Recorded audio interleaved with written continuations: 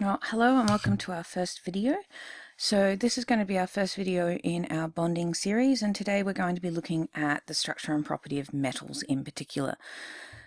Okay, so this is what we need to know for the IB, and you may be very familiar with metallic bonding from your previous studies. So there's only a few understandings for this particular type of bonding, which is why we're going to start with it, and you may notice we're actually doing it out of order. We're starting with 4.5 instead of 4.1. So the first thing that we have to understand is that a metallic bond is the electrostatic attraction between a lattice of positive ions and delocalized electrons. The second is that the strength of the metallic bond is dependent on the charge of the ions that are involved with it and the radius of the metal ion, and we'll look at those two in depth in this video. The other understandings and applications we'll look at in another lesson. Okay, so one of the main reasons that we're interested in bonding is because the bonding between atoms dictates the properties we see in the substance as a whole. So as chemists, if we're wanting to create new materials or new substances, we need to have an understanding of how that bonding works, or the type of bonding that might be there, in order to predict the way that these substances may behave. So in all bonding, regardless of the type of bonding, whether it's metallic, covalent, or ionic, what we're looking at is an electrostatic attraction. So this works sort of like how your magnets work, where you have different charges attracting and like charges repelling. So in a magnet, if we put north and north together, they'll repel, but if we put north and south together, they stick together. And that's what we see with our charges in chemical bonding. So the key thing to remember here is that it is always electrostatic attraction, okay? And in this case, when we talk about metals, our positive charge is going to be our metal cations, and our negative charge is going to be the electrons that circle around those cations in the lattice. Okay, so you'll see this table a bit. This essentially outlines each of our three types of bonding that we'll look at. And in this video, we're going to concentrate on the idea of metallic bonding. Okay, so we can see here that it is always between metals and only metal atoms and elements. Okay, and again, just reiterating that it's the electrostatic attraction between positive ions and negative delocalized electrons. So because those electrons are delocalized, it does give us a hint that there are moving charged particles, which means that metals, as we know, will usually conduct electricity.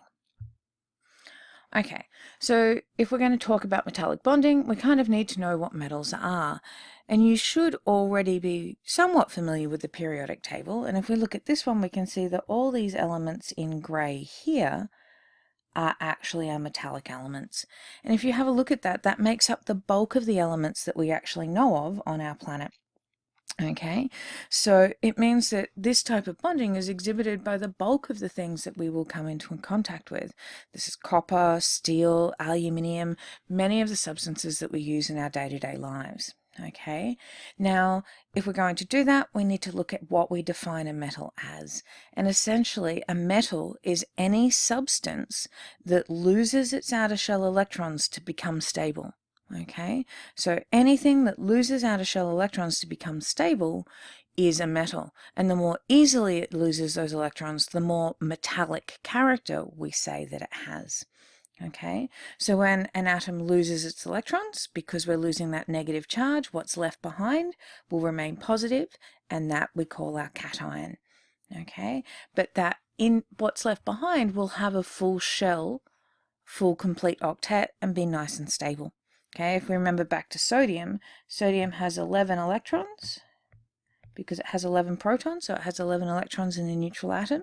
So it will have 1s2, 2s2, 2p6, 3s1. Okay, so when we lose electrons, we lose the 3s1, and as you can see there, that leaves us with a total of 10 electrons, which is the same as the electron configuration of our closest noble gas, which is neon, giving it a complete octet. Okay, so when metals form cations, they form a complete octet and are nice and stable, even though they're charged.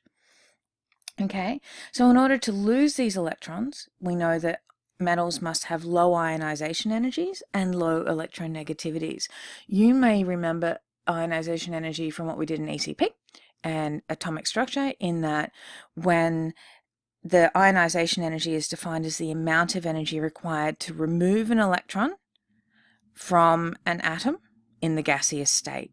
Okay, so the lower the energy required to do that, the easier it is to do. Okay, and the easier it is to remove that electron, the more metallic the atom.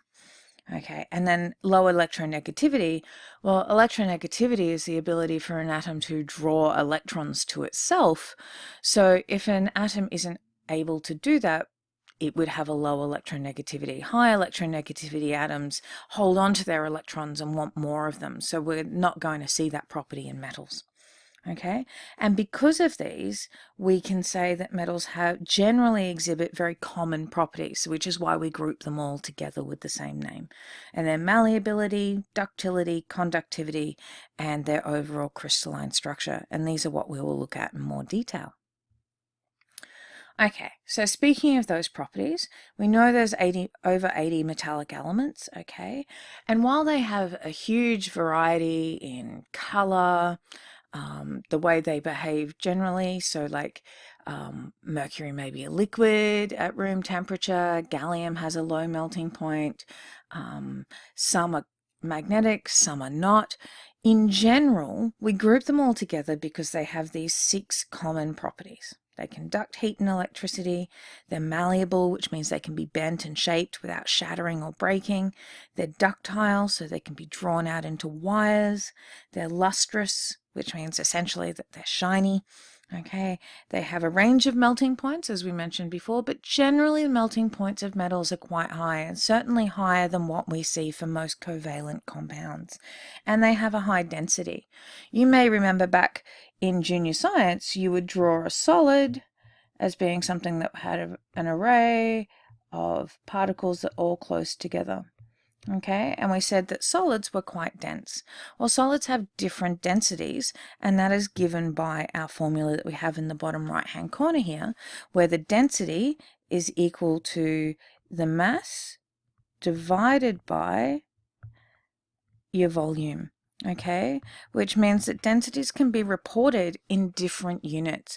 You might get density in grams per milliliter, you might get it in kilograms per liter, but it doesn't really matter. All it's telling us is how much mass has been crammed into a specific volume. So if you think about a marshmallow, there's not much mass there, but it's about an inch square, and they're light and fluffy. But if you were to take a same size piece of lead, it would be much, much heavier because the lead atoms are much denser, they're more tightly packed, less space between them, we get more mass for the same volume, so it's more dense. Okay, so make note of this equation. It's one that we don't talk about in detail, but you do have to have an understanding of to be able to use in other equations when we move on. Okay. So one of the things that we like to talk about in the IB and with a link to talk is how models develop over time. And we can see that we have a list of properties that are all observable. They're all testable. We can look at them in a lab. And what this led to was the development of the metallic bonding model. Okay, so each of the properties gave an indication of how the structure might be, and this is how we go about forming models. So we know they conduct electricity, so there must be a free-moving charged particle because we can't conduct electricity from one terminal to another without a flow of current, and to have a flow of current, we need charged particles. They're malleable, which means when we hit them, they don't shatter apart, okay? Which means that the forces between the particles need to be quite strong, but able to adjust without being broken apart, okay? Then they have high densities, which we just talked about, which means they're closely packed together. And then they have high melting points and temperatures. High melting point and temperatures is a really big indication of things for us as chemists, because anytime we have a high melting point, what it's telling us is that the bonds must be very strong because it's going to take a lot of energy to disrupt those and allow the particles to move freely over each other like they do in a liquid. But this is bonds between molecules or between particles, not the bonds holding the substance together as a whole. Okay, then they're lustrous and reflective, which basically means they have to be able to reflect light in some way. They're not absorbing it, so they've got to be reflecting all that light back to our eyes. So when you put all this together, essentially, and a bunch of other evidence, we end up with a metallic bonding model. So by looking at X-ray studies, so they use X-ray radiation and they can find areas of density, is one of the best ways we have for actually visualizing where atoms are. And what they saw when they did that is that you had these dense circular areas with gaps between them. So it's sort of like packing oranges in a box where all the round circles sort of sit on top of each other. But in this case, there's a bit of space between them because we know the light charges won't get right up close to each other. And in that space is where the electrons are moving around, those delocalized electrons. Okay, so you've got an array of cations. Okay, so it's all three-dimensional. It's not just one layer. It goes on in 3 dimensions, being surrounded by those delocalized electrons. So all that positive charge is being held together by these negative charges running in around between them, making sure that they never get close enough together. Okay. So the electrons are shared in a common pool amongst all the cations, and that's where you get this idea here given by this diagram down in the bottom right hand corner of the startings of our metallic bonding model. Okay, so let's start to look at the details of that. In this animated GIF, you can see here that we've got the electrons running around and moving around. Remember, this is a 2D representation, so this would actually be going off into space in all 3 directions for as big as the piece is, and the electrons would actually be moving up and down and backwards and forwards all through here, not just on the surface of it. Okay, and that's what we mean by a non-directional bond. Because it's going in all directions in all 3 dimensions, there's no particular one direction that metallic bonding is stronger in. Okay, so when we're talking about non-directional bonds, it's that it's spreading equally throughout the whole lattice. Okay, so it's all as strong as any other bit within it. Okay, you need to be able to explain each of the properties referenced to this model, which we're going to look at in more detail, but you must remember that this definition here, this metallic bonding being the electrostatic attraction between positive ions and delocalized electrons, okay, is our definition, and you need those 2 things. The fact that it's electrostatic attraction, that tells us that it's positive and negative being attracted together, okay, and then between what type of particles that it is. You need those 2 aspects for the definition to actually be correct. Okay, so we mentioned that metallic atoms have low electronegativities, which means they don't hold on to their electrons very well, which is why they can release these electrons into the delocalized sea. Okay, so they sort of just run around all the cations. The rest of the electrons, though, so say it was sodium, those other 10 electrons are still localized around the cation. So the rest of the atom, the nucleus, the neutrons, and the other electrons are still fixed in that 3-dimensional sphere. Okay, so they stay in fixed positions in the lattice, and it's just our valence electrons that run around through the lattice, stabilizing that attraction. Okay, you need to be able to draw a diagram, and remember, any diagram has labels. Okay, so in doing that, you need to be able to draw a diagram and explain it. So what I want you to do now is to pause the video and have a go at drawing your own diagram for the metallic bonding model. Okay, well, welcome back. Hopefully you have drawn your diagram of your metallic bonding. I'll try and draw one here. I'm sure it's probably going to be a bit messy on my screen, but what we want is to have our organized cations. So always just offset them a little because they sit in the gaps between them. Okay, we've got our cations. How do we tell our examiner we know they're cations? We can put a little plus sign in them. Okay, if they tell you what the metal is in your exam question, then what you would do is you would actually put your cation and then say it was magnesium, and then 2 plus. Sorry, that slide keeps changing. Okay, so now we've got our cation, so we want to put over here, we're going to write, oh, my pen's not working. Okay, so you would put a label about it being a array. Sorry, my pen seems to have stopped working. So you're going to label this. You would have an array and then put your electrons around it. Okay, so that, and then label your electrons as well. I'll check your diagrams when we get back into class. Okay, so as I mentioned when we were talking about diagrams, if the question specifies what the metal is, you need to indicate that in your diagram. We always need to relate our answers back to the question and make sure that we're not just remembering and recalling stuff, that we're actually applying it to the context of the question that we've been given. Okay, so the charge on the metal cations, okay, form the main lattice. So if it's chromium, it'll be 3+. If it's calcium, it'll be 2+. Okay, and then that gives us an idea of how many electrons are actually making up our delocalized C. So if it's sodium, as I said before, you'll have +1 cations. Magnesium, you'd have +2 cations and 2 electrons going in. Okay, the greater the number of valence electrons donated by the metal, okay, the stronger the lattice will be. Okay, so the smaller the ion, the more electrons, the greater the stronger the lattice will be.